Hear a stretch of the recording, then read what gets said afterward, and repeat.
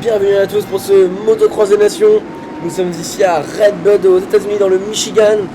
Première manche de la journée qui regroupe les pilotes de la catégorie MXGP et MX2. Et c'est un pilote américain, Eli Tomac, qui va prendre le Vauxhall Shot. Un très bon départ pour le vice-champion du monde MX2, Jago Geerts, pour sa première apparition en catégorie 450.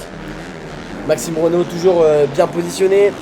Maxime Renault, le français, est sous la menace de son coéquipier, mais de l'équipe suisse, Jeremy Seewer, qui est très agressif dans ce début de manche. Très grosse bataille ici entre l'italien, l'étalon du titre Andrea Adamo et Marvin Musquin. Marvin Musquin qui prendra l'avantage à l'intérieur sur l'italien. Abandon pour Max Anstey et le team Grande-Bretagne. Alors qu'ici une très grosse chute de Jeremy Seewer qui repartira donc en 4ème position. Nous voyons ici à l'image de drone Eli Tomac prendre le Larocco Slip, le mythique saut ici à Red Bud. Eli Tomac va donc s'imposer dans cette première manche devant son public. Le public américain venu en nombre devant un excellent Jago Geerts.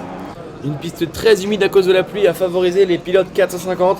Le premier 250 et Hunter Lawrence en 8ème position. Au général de la journée, les États-Unis sont en tête avec la première et la 9ème place de Justin Cooper.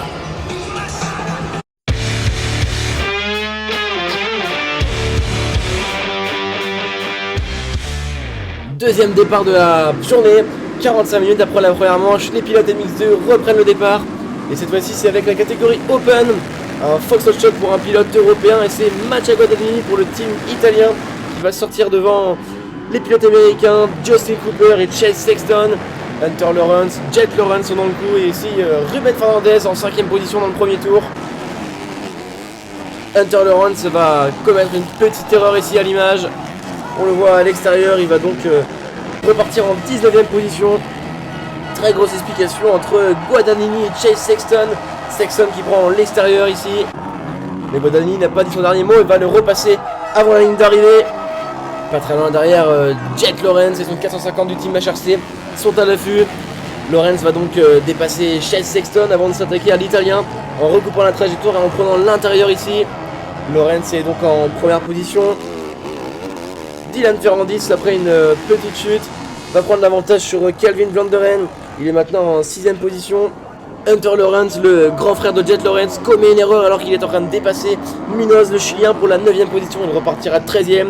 Dylan Ferrandis, après une remontée incroyable, commet une petite erreur en s'accrochant avec Ruben Fernandez. Pas de souci pour le pilote français, elle repartira, elle ne perdra pas de position. Et c'est une victoire australienne dans cette seconde manche. Jet Lawrence s'impose devant Chase Sexton et Mattia Guadagnini. Très bon résultat pour les États-Unis avec Justin Cooper et son 250 qui finissent 4ème. Une incroyable performance sur ce circuit très humide. Au classement provisoire, les États-Unis confortent leur avance et la France remonte sur le podium, tandis que la Belgique perd 2 places.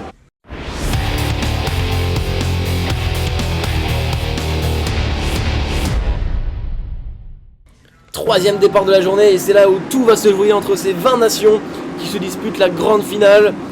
Un très bon départ pour les deux pilotes français, Maxime Renault et Dylan Ferrandis au guidon de leur 450 Yamaha. L'américain est dans le coup, Chase Sexton, alors que Eli Tomac est très mal parti. Jago Geerts va chuter dans le premier virage. On voit ici à travers les fumigènes le pilote australien Mitch Evans qui commet une erreur. Il repartira donc en 35ème position. Maxime Renault toujours en 2ème position devant Chase Sexton. Très gros rythme imposé par les deux pilotes français. Alors que Dylan Ferrandis va commettre cette erreur qui va le faire repartir en 6ème position. C'est donc maintenant Maxime Renault qui est en tête. Une très grosse erreur, une grosse chute pour Calvin Vlanderen juste après la ligne d'arrivée. Il repartira en 14ème position. Attaque de Jet Lawrence sur Chase Sexton. Sexton est donc maintenant en 3ème position. La vitesse de Jeremy Seewer qui est poursuivi par Dylan Ferrandis. Jeremy Seewer et ses compagnons suisses Valentin Guillot et Kevin Bruman qui scorent dans le top 10 au provisoire. Petite sortie de piste, rien de très grave pour Jeremy Seewer. Mais c'est une victoire pour le pilote français Maxime Renault qui s'impose pour la première fois de sa carrière dans un motocross des nations. On retrouve en 2ème position Jet Lawrence et Chase Sexton en 3ème position. Très bon résultat pour les deux français Maxime Renault et Dylan Ferrandis.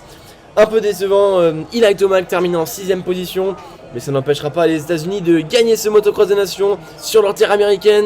Les Français qui montent sur la deuxième marche du podium, l'Australie troisième, le trophée remis par Mitch Covington, aux Américains Chase Sexton, Eli Tomac et Justin Cooper. Les États-Unis renouent avec la victoire 10 ans après leur victoire au circuit de Saint-Jean-d'Angély. La gold plate remis par la FIM. Je sais que c'est vraiment pas facile, ça arrive pas souvent dans une vie, donc je repense au début de la journée et au début du week-end. C'était vraiment une super équipe. On a une super atmosphère et un super staff autour de nous. Tout ce week-end a été un rêve devenu réalité. Comme c'était mon anniversaire, alors j'ai commis une première victoire le premier jour.